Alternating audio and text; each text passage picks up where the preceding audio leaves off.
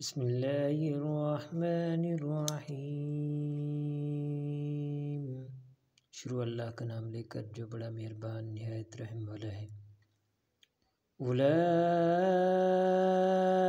علی ھدی من ربہم، اولئک یہی لوگ، علی اوپر، ھدی ہدایت کے ہیں، من ربہم اپنے پروردگار سے، وَأُولَئِکَ هُمُ الْمُفْلِحُونَ۔ وا کے معنی ہے اور اولئک یہ لوگ، ہم وہی ہیں، مفلحون چھٹکارا پانے والے یا فلاح پانے والے۔ ان الذین کفروا سواء علیہم، ان بے شک، الذین جو لوگ، کفروا کفر کیا جنہوں نے یا کافر ہوئے، سواء برابر ہے، علیہم ان کے اوپر، انذرتہم کیا ڈرایا تو نے ان کو، ام لم تنذرہم لا یؤمنون، ام لم یا نہ، تنذرہم ڈرایا تو نے ان کو، لا نہیں، یؤمنون ایمان لاویں گے۔ ختم اللہ علی قلوبہم، ختم اللہ اللہ نے مہر لگا دی، علی ان کے اوپر، قلوبہم دلوں کے، وعلی اور ان پر، سمعہم ان کے کان، وعلی ابصارہم غشاوہ اور ان کے آنکھوں پر غشاوہ پردہ ہے، وَلَهُمْ اور اس واسطے، عذاب عذاب ہے، عظیم بڑا۔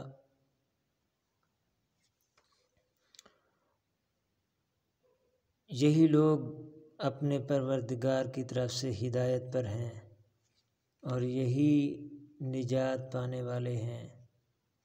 جو لوگ کافر ہیں انہیں تم نصیحت کرو یا نہ کرو ان کے لیے برابر ہے، وہ ایمان نہیں لانے کے، اللہ نے ان کے دلوں اور کانوں پر مہر لگا رکھی ہے اور ان کی آنکھوں پر پردہ پڑا ہوا ہے اور ان کے لیے بڑا عذاب تیار ہے۔